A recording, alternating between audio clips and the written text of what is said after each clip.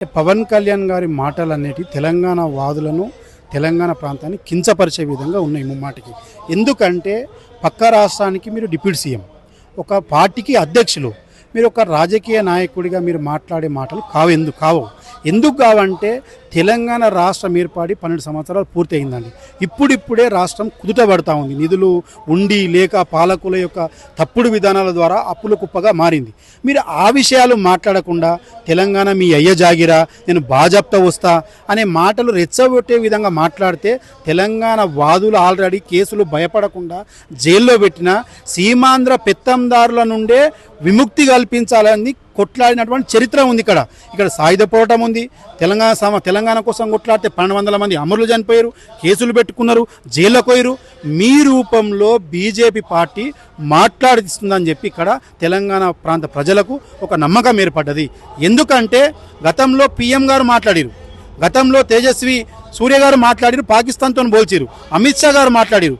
ఇక్కడ మీరు అంతగానో కూటమిలో భాగస్వామిగా ఉన్నటువంటి పక్క రాష్ట్రంలో మీరు రోహింగ్యాల గురించి మాట్లాడండి, ప్రజల గురించి, అభద్రత భాగం గురించి మాట్లాడండి. మీరు ఎంతగానం ఉంటే, మీకు చిత్తశుద్ధి ఉంటే కేంద్రంతో కొట్లాడి నిధులు తీసుకొచ్చి ఆంధ్ర ప్రాంతంలో మొత్తము రాజధాని లేక ప్రజలు ఇబ్బందులకు గురవుతా ఉన్నారు. ఆ రాజధాని నిర్మించండి.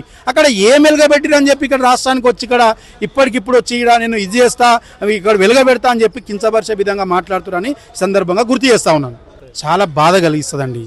ఎందుకంటే అమరులకు కుటుంబాలకు ఇప్పటి వరకు న్యాయం జరగలేదు. అదొక బాధ ఉన్నది. నిరుద్యోగులుగా ఉద్యోగాలు రాలేవని చెప్పి ఒక విద్యార్థి నాయకుడిగా అదొక బాధ ఉంది. యూనివర్సిటీలకు రిక్రూట్మెంట్ జరగలేదని చెప్పి అదొక బాధ ఉన్నది. పాలకులు కేసీఆర్ మీద తెలంగాణ రాష్ట్రం కోసం ఎట్లా కొట్లాడిన తెలంగాణ రాష్ట్రం ఆగమవుతుందని చెప్పి తెలంగాణ ప్రజలుగా కేసీఆర్ మీద కొట్లాడి కాంగ్రెస్ను గద్దెనెక్కించారు.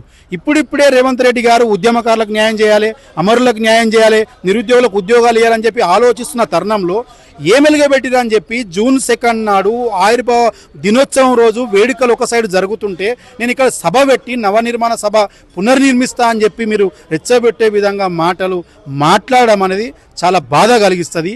మీ రూపంలో మీ వెనుకాల కేంద్రం ఉందని చెప్పి, మీ వెనుకాల చంద్రబాబు ఉండని చెప్పి మాకు అనిపిస్తూ ఉంది. చేసిన సహాయం అనేది పదే మీరు చెప్తా ఉన్నారంటే గద్దర్ గారి యొక్క ఆత్మ కూడా ఘోషిస్తుందండి. ఎందుకంటే గద్దర్ గారు ఒక పెద్ద యుద్ధ నౌక, ఆయన ప్రజల కోసం, ఆయన అహర్నిశలు బహుజనుల కోసం కొట్లాడినటువంటి గొంతు అయినది. ఆ గొంతు గురించి నేను సహాయం చేసిన అని చెప్పుకోవడం ఎంతవరకు కరెక్టు? అది మీరు మాట్లాడద్దు. మీరు రాజకీయ నాయకుడిగా పెద్ద ఆలోచనతోటి, ఒక బ్రాడు ఆలోచనతో మీరు మాట్లాడాలి. ఏమని మాట్లాడాలి? తెలంగాణలో గతంలో చాలామంది కొట్లాడితే చనిపోయారు, మీరు అక్కడ న్యాయం చేయండి, నిరుద్యోగులకు నిధులు నీళ్ళు ఇవ్వండి, ఉద్యోగాలు ఇవ్వండి, నీళ్ళల్లో న్యాయం చేయండి అని చెప్పి మేము మాట్లాడాల్సినటువంటి సందర్భం. తెలంగాణ వాదులుగా గతంలో ప్రతిసారి ఆంధ్ర ప్రాంత నాయకులను, ప్రాంత బిడ్డలను ఎక్కడ కూడా రెచ్చగొట్టలేము.